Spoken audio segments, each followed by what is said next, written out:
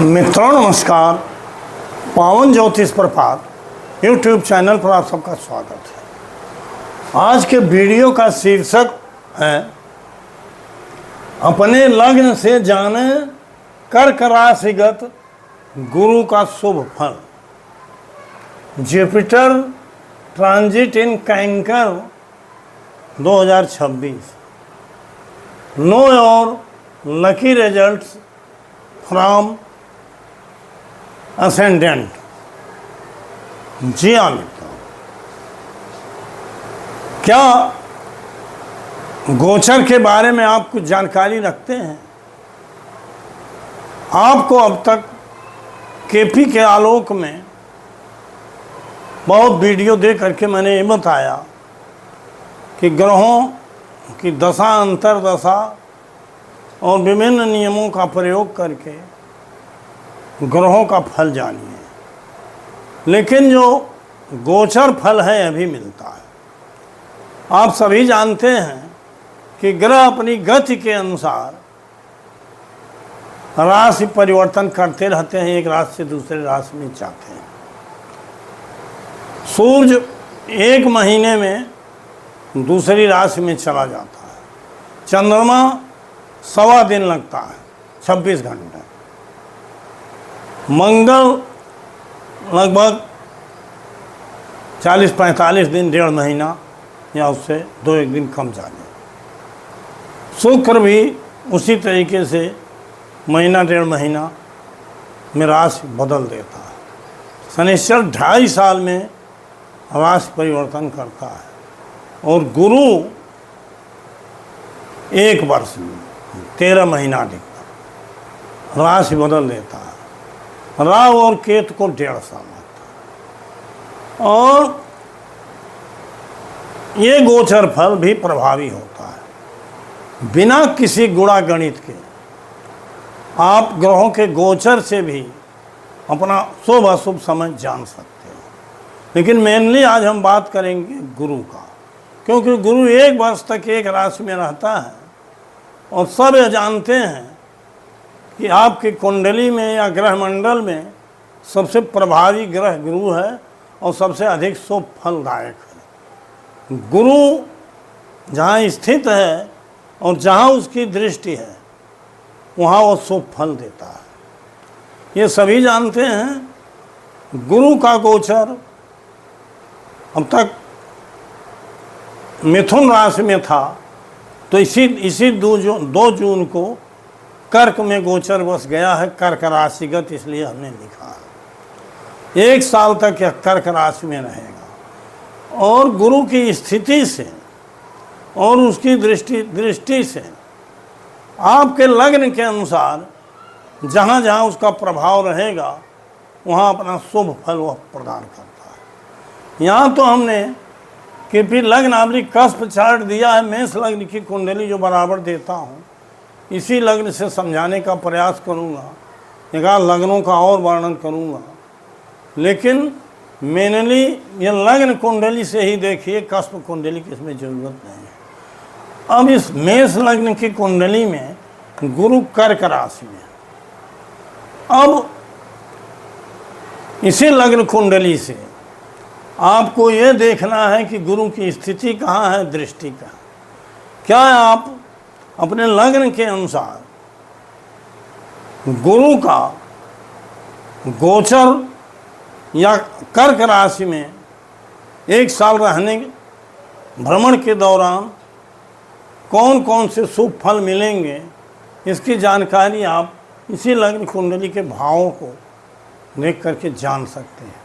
क्या इसे आप जानना चाहेंगे? अब तक जो आप जानते थे कि ग्रहों का गोचर चंद्र राशि से कहा जाता है, प्रचलित परंपरा है। लेकिन चंद्र राशि के बारे में जैसे मैंने बताया अभी कि वो 1 दिन 1.25 दिन 26 घंटे रहता है, तो अर्थात वो भी 26 घंटे रहता है, एक राशि में राशि बदल जाता है। लेकिन आपकी लग्न जो है वो 2-2.25 घंटे की होती है। लग्न से अगर आप लग्न कुंडली से ग्रहों के गोचर का फल कहोगे तो वो सबसे सूक्ष्म होगा और सटीक होगा। आज हम लग्न के अनुसार गोचर फल बताएंगे, वो भी गुरु का गोचर फल, क्योंकि गुरु 1 साल तक जहाँ स्थित है और जहाँ उसकी दृष्टि है वहाँ वो शुभ फल प्रदान करेगा। और विस्तार से वीडियो में अंत तक आप देखेंगे तो पता पाएंगे। आपसे आग्रह है कि बहुत ही रोचक और बहुत ही नवीन और अनुभव सिद्ध वीडियो है, इसको ज़रूर पूरे समय तक देखिए। अगर मेरे चैनल पे नए हैं तो तुरंत सब्सक्राइब करिए, हाइप का बटन दबाइए, वीडियो पसंद आवे तो लाइक करिए, अधिकतर मित्रों को शेयर करिए और वीडियो के अंत में एक प्यारा कमेंट ज़रूर दीजिए, मैं उसका जवाब भी देता हूँ। अब आपको हम बताना चाहेंगे कि पहले तो कुंडली के 12 भाव का थोड़ा सा हम, लग्न है, लग्न से आपका स्वास्थ्य, आय, मानसिक स्थिति, स्वभाव, आपकी काबिलियत, आपका आकर्षण, बहुत कुछ देखा जाता है, इसके आप जानते हैं। द्वितीय भाव ये धन का भी है और परिवार का है, कुटुंब का है, इसके बारे में भी आप द्वितीय भाव से जान सकते हैं। धन की स्थिति में नहीं, बैंक बैलेंस के बारे में, सोना चांदी जो भी है, जेवर गहना। तृतीय भाव भाई बहन का है, पुरुषार्थ और पराक्रम का है। तृतीय भाव छोटी यात्राओं का है। तृतीय भाव सोशल मीडिया जो आप होता है, प्रिंट मीडिया, इलेक्ट्रॉनिक मीडिया, जैसे मैं वीडियो बना रहा हूँ इसमें, जो भी ये लोग करते हैं तृतीय भाव से ही।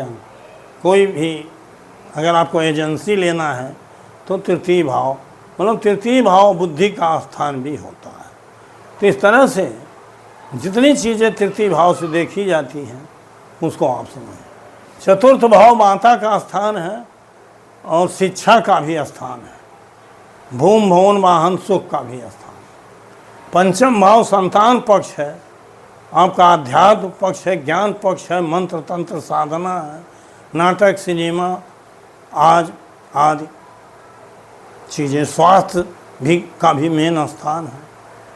छठवां स्थान नौकरी का तो ही है, रोग ऋण शत्रु का है, नौकर का है, होटल का है, इत्यादि इत्यादि। सातवां स्थान पति पत्नी का है, आपके व्यवसाय को भी इसी से देखा जाता है, पार्टनरशिप भी देखी है। आठवां स्थान आपका ससुराल स्थान है और वरासत या वसीयत का धन, कंपेंसेशन का, डोनेशन का, प्रोविडेंट फंड का, लाइफ इंश्योरेंस का, गुप्त धन और गुप्त खोज शोध रिसर्च का भी स्थान है। नौवां स्थान पिता का तो स्थान है, यह है उच्च शिक्षा का स्थान है और धर्म का भी स्थान है, लंबी यात्राओं का स्थान है, आदि आदि अनेक चीज़ें आप देखते हो। ग्रंथ लेखन का है, प्रकाशन का है, उच्च शिक्षा का, PhD वगैरह है।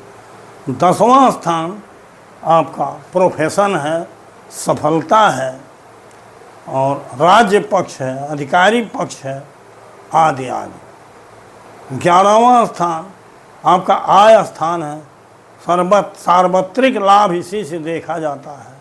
यही आपके पिता का छोटा भाई चाचा स्थान है, आपके बड़े भाई का भी। 12वां स्थान आपका व्यय स्थान है, खर्चा है और विदेश का भी स्थान है।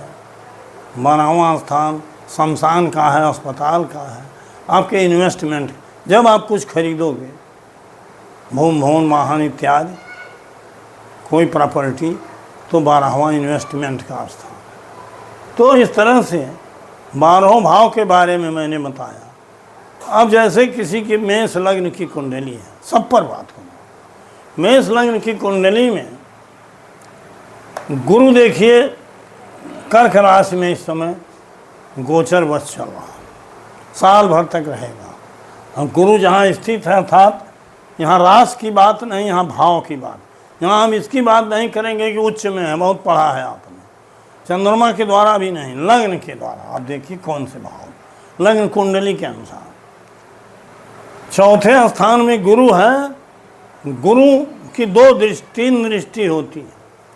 सातवां, पांचवां और नौवां। सातवें स्थान तो सभी ग्रह, गुरु की सातवीं दृष्टि 10वें स्थान पर है और पांचवीं दृष्टि 8वें स्थान है और नौवीं दृष्टि 12वें, कर्क, वृश्चिक, मीन और मकर। अर्थात चौथे स्थान पर गुरु का प्रभाव है, 8वें स्थान पर प्रभाव है, 10वें स्थान पर 12 है। अर्थात मेष लग्न के जातक को, जिसकी लग्न मेष होगी, उसको गुरु 4 स्थानों का शुभ फल देगा, निश्चित शुभ फल देगा। चौथे भाव का, चौथे भाव से जो विषय हमने बताया, भूम, भवन, वाहन, माताएं। 8वां भाव शोध, खोज, LIC, कंपेंसेशन, डोनेशन, ससुराल, वसीयत आदि आदि। 10वां भाव आपका मेनली सफलता का स्थान होता है, फिर भी राजपक्ष, पद प्राप्ति, पदोन्नति। और 12वां स्थान इन्वेस्टमेंट का होता, हानि का तो होता ही है, व्यय का भी होता है। वो इन्वेस्टमेंट अगर गुरु की दृष्टि है तो वह व्यय आपका लाभकारी हो।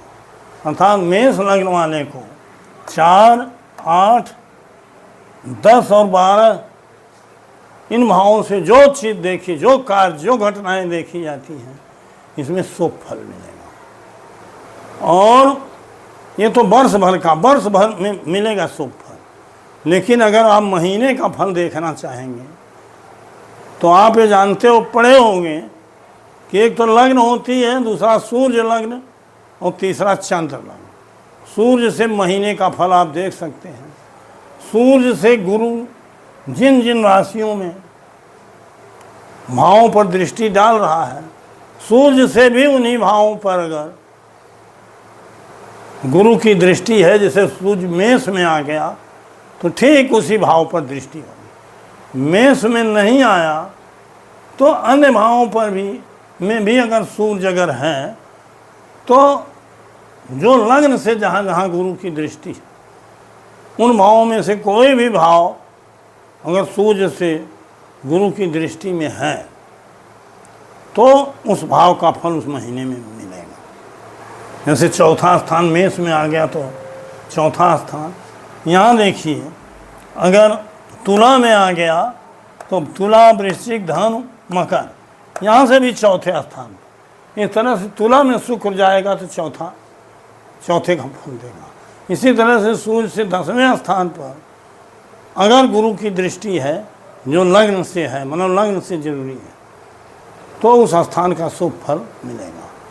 अब महीने का फल निकालने के बाद आप चंद्रमा के गोचर से इसी तरीके से दिन का फल निकाल सकते हैं, क्योंकि चंद्रमा एक दिन रहता है 24, तो उस दिन इन भावों का फल मिलेगा, चौथे, 8वें, 10वें और 12। जो चंद्रमा से गुरु के दृष्टिगत लग्न के अनुसार भाव हैं वो। तो इस तरह से ये तो मेष लग्न की बात हुई।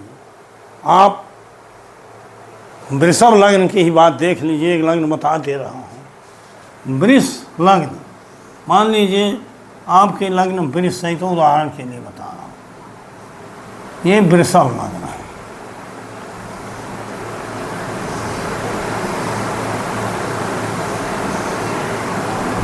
दो, 3, 4, 5, 6, 7, 8, 9, 10, 11, 12, 1। अब यहाँ वृष लग्न के लिए गुरु तृतीय में आ जाएगा। कर्क में चल रहा है तो गुरु से ही आप देखेंगे। अब गुरु की वृश्चिक पर दृष्टि है कर्क से, गुरु की मकर पर दृष्टि है 9वां, और गुरु की मीन पर दृष्टि है 11वां। अर्थात वृष लग्न वाले के लिए तृतीय भाव से जो चीज़ें देखी जाती हैं, जो बातें, उसका शुभ फल मिलेगा। सप्तम का शुभ फल मिलेगा। अर्थात अगर वृषभ लग्न है और कर्क में गुरु आया है तो इस वर्ष में विवाह हो जाएगा, 7वां भाव पर उसकी दृष्टि। 9वां भाव पिता के लिए, लंबी यात्रा के लिए, ग्रंथ प्रकाशन के लिए, उच्च शिक्षा के लिए आदि आदि जो भी देखे जाते हैं वो वहाँ उसका भी शुभ फल मिलेगा। और 11वां स्थान सार्वत्रिक लाभ के लिए। किस महीने मिलेगा, इसी तरह सूर्य से उस वर्ष, एक वर्ष के अंदर सूर्य से मिला लीजिए। लग्न से जिन भावों पर गुरु की दृष्टि है, सूर्य से भी उन्हीं भावों पर अगर गुरु की दृष्टि पड़ गई तो उस भाव का फल उस महीने में मिलेगा। चंद्रमा से आप देखेंगे तो उस भाव पर जब दृष्टि पड़ी चंद्रमा को लग्न मान के, तो उस दिन आपका कार्य सिद्ध है। ये तो वृषभ लग्न का। इसी तरह से मिथुन, कर्क, सिंह, कन्या, तुला, वृश्चिक, धनु, मकर, कुंभ, मीन, 12 लग्न के अनुसार अपनी लग्न में आप देखिए कर्क राशि कहाँ है। कर्क से कर्क, वृश्चिक, मीन और मकर, ये आपके लग्न से किन भावों में पड़ रहे हैं, क्योंकि गुरु कर्क में, इन भावों का शुभ फल वर्ष में मिलेगा। और उन्हीं स्थानों पर जब सूर्य को लग्न मान के आप चलेंगे, उन स्थानों पर जहाँ लग्न से गुरु की दृष्टि है, सूर्य लग्न से भी उन भावों पर जब दृष्टि होगी तो उस महीने में उस भाव का फल मिलेगा। चंद्र लग्न से जब उन भावों पर गुरु की दृष्टि पड़ेगी तो उस दिन वह शुभ फल मिलेगा। इस तरह से आप वर्ष, माह, दिन तक का फल गुरु गोचर से जान सकते हैं।